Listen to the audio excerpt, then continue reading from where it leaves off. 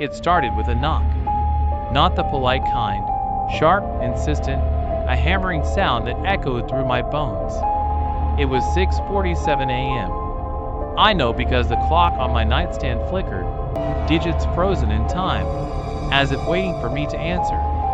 I stumbled to the door, expecting a package, a lost neighbor, anything ordinary. Instead, there it was, a battered, leather-bound diary. No return address, no note. Just my name scrawled across the front in smeared black ink. My fingers hesitated before picking it up. The leather was cold. Too cold. I should have left it alone. But curiosity is a disease, and I was already infected. I flipped it open.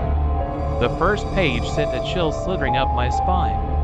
Tuesday, February 27, 2025. Yesterday.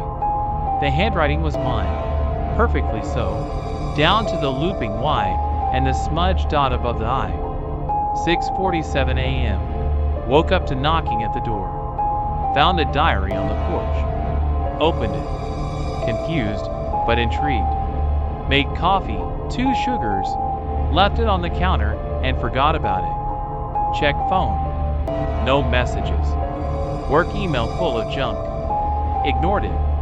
My stomach twisted. I glanced at the coffee cup sitting on my counter. The 2 sugar packets were still torn open beside it. My phone was face up, screen dim, just as I had left it. I read further. 9:12 a.m. Left for work. Took the shortcut through Sycamore Street. A car nearly hit me at the crosswalk. Driver didn't stop. Heart raced for 5 whole minutes.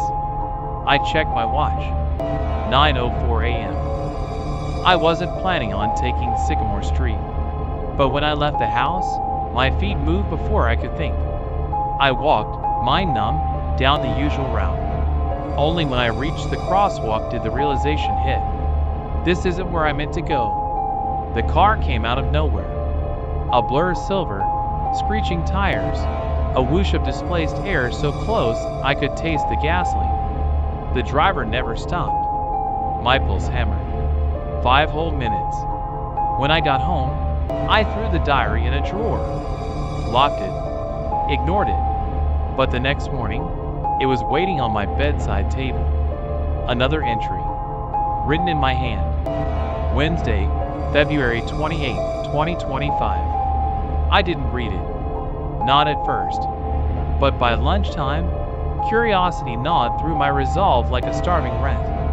My hands trembled as I turned the page.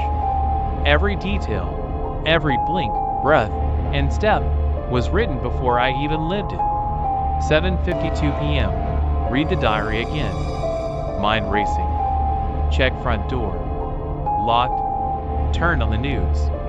Some nonsense about missing people. Decided to forget about it. But the last line haunted me. Midnight, you disappear. I slammed the book shut. I wasn't going to let this happen. I left the house, walked in random directions, took turns at streets I'd never seen before.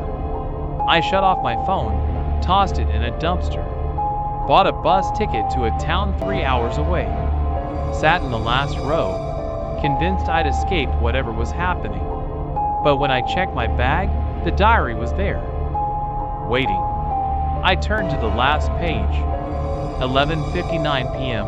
Tries to run. But there's nowhere to go. 12 a.m. Gone.